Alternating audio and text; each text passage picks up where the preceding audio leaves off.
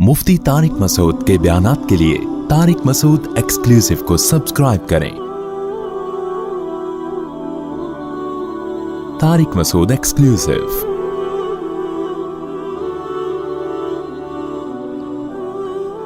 अल्लाह ताला ने फ़िरौनियों को हलाक करने के बाद फरमाया, बनी इसराइल पर अल्लाह अपने एहसानात का बयान कर रहे हैं।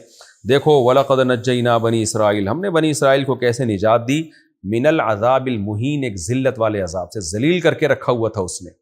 कुछ इंतकाम नहीं ले सकते थे, बच्चों को कत्ल कर देता, औरतों को बांदियाँ ग़ुलाम बना लेता। इससे बड़ी ज़िल्लत क्या होगी किसी कौम के लिए।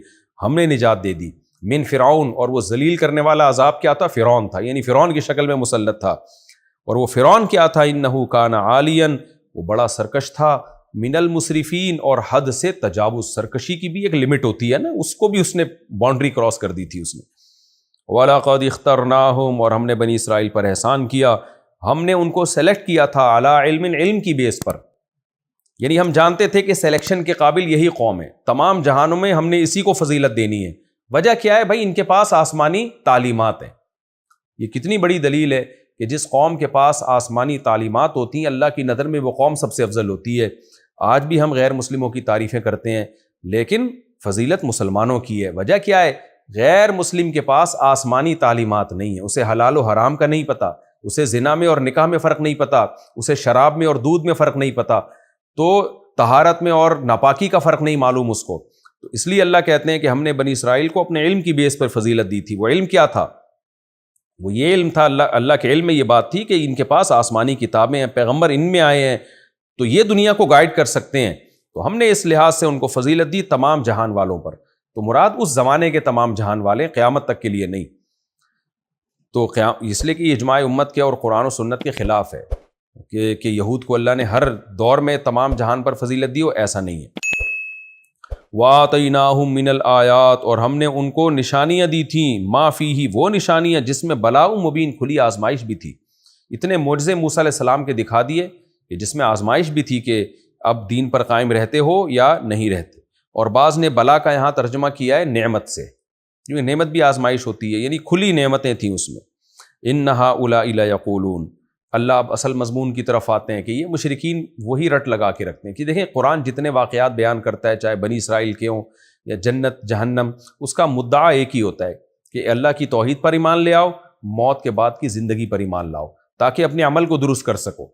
तो इसलिए कुरान बार बार असल टॉपिक की तरफ आता है कि इन्नहा उलाई ला यक़ूलून, ये मुशरिकीन ये कहते हैं, इन हिया इल्ला मौततुनल ऊला, नहीं है मगर हमारी ये एक मौत, वमा नहनु बिमुनशरीन, और हम दोबारा ज़िंदा नहीं किए जाएंगे।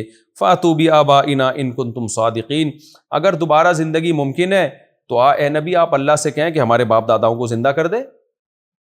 नहीं ज़िंदा हो रहे, इसका मतलब दोबारा हो ही नहीं सकते। ऐसी बेहुदा दलील है भई ये कि अल्लाह अगर कोई काम नहीं कर रहा तो इसका मतलब ये थोड़ी है कि वो कर ही नहीं सकता है या बाद में भी नहीं करेगा। तो बातिल लोगों की अक्सर दलीलें इसी तरह की होती हैं। अल्लाह ने इसके दो जवाब दिए, एक तो धमकी से कि तुम अपनी हैसियत देखो, तुम खुदा के मुकाबले में आके कह रहे हो कि अल्लाह ये काम नहीं कर सकता। तुमसे बड़ी बड़ी कौमों ने ये दावे किए और अल्लाह ने उनको हलाक कर दिया।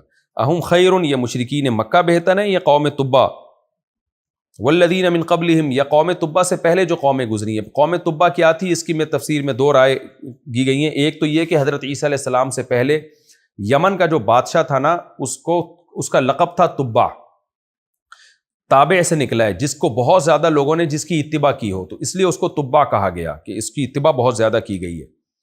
तो वो बादशाह मुसलमान हो गया था, वो बादशाह जो था ईमान नहीं लाया पैगम्बरों की दावत पर, और उसकी कौम भी ईमान नहीं लाई, तो इतनी बड़ी कौम को अल्लाह ने तबाह कर दिया। तो ये हज़रत ईसा अलैहिस्सलाम से पहले का है। और बाज़ ने कहा नहीं, ये बाद का तुब्बा है, यानी असल में तो तुब्बा उसी को कहा गया था जो यमन का बादशाह था हज़रत ईसा से पहले, लेकिन फिर हर यमन के बादशाह को तुब्बा कहा जाने लगा। तो बाद में एक बादशाह आया जो मुसलमान हो गया, लेकिन उसकी कौम मुसलमान नहीं हुई, तो कौम पर अजाब आया फिर, और एक आग आई थी आसमान से जिसने उस कौम में से बहुत सौ को तबाह बर्बाद कर दिया। फिर बाद में कुछ लोग ईमान ले आए। तो हमें हदीस में ज़्यादा डिटेल इसकी नहीं मिलती, तो जितना इजमाली तारीख़ी किताबों में मिलता है वो मैंने आपके सामने पेश कर दिया। तो बहरहाल कोई कौम थी जो बहुत ताकतवर थी, बहुत कसरत से थी, जिसको अल्लाह ने तबाह बर्बाद किया। वल्लदीन मिन क़ब्लिहिम, और उनसे पहले कौमों को भी अहलकनाहुम, अल्लाह कहते हैं हमने इनको हलाक किया। इन्नहुम कानू मुजरिमीन, ये सब के सब मुजरिम थे, اور جرم ان کا یہی تھا، قیامت کا انکار، عقیدہ توحید کا انکار۔ آگے اللہ دلیل دیتے ہیں کہ بھئی اگر موت کے بعد دوبارہ زندگی نہیں ہے تو اس کا مطلب اللہ نے اس کائنات بس ایسے ہی پیدا کر دی ہے، کوئی حساب و کتاب نہیں ہے اس کائنات کو، کوئی مقصد ہی نہیں ہے۔ پھر لائف کو انجوائے کرو، شرابیں پیو، زنا کرو، کوئی قطع رحمی کر رہا ہے، کوئی صلہ رحمی کر رہا ہے، سب مر کے برابر مٹی ہو کے ختم، کوئی حساب و کتاب نہیں ہے۔ تو یہ کیسی بات ہے؟ دنیا میں کوئی شخص بیکار کام نہیں کرتا، تو اللہ اتنی بڑی ذات ایسے ہی کیوں کرے گی؟ یہ سب کائنات ایسے ہی کیوں بنائے گی؟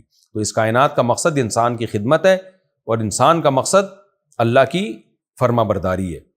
تو یہ اس کائنات کا مقصد ہے۔ وما خلقنا السماء والارض وما بینہما لاعبین، ہم نے آسمانوں اور زمینوں کو اس لیے پیدا نہیں کیا کہ ہم محض ایک کھیل تماشا کرنے والے تھے، دل بہلانے والے تھے۔ ما خلقناہما الا بالحق، ہم نے نہیں بنایا ان دونوں کو مگر حق کے ساتھ۔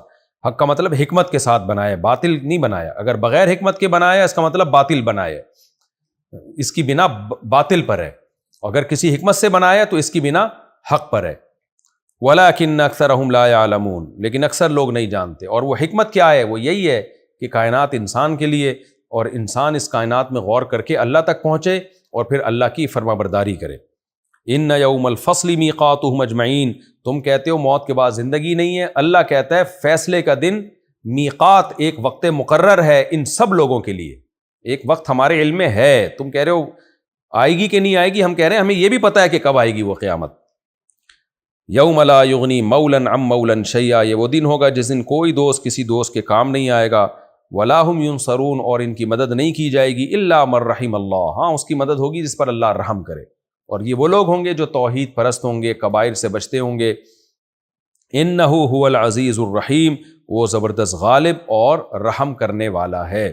تو وہ توحید پرستوں پر رحم کرے گا۔ بہت سوں کے تو گناہ ویسے ہی معاف ہو جائیں گے، بہت سوں کے شفاعت سے معاف ہوں گے، بہت سوں کے جہنم میں جا کے عذاب کے بعد معاف ہو جائیں گے۔ یہ مطلب ہے رحیم کا۔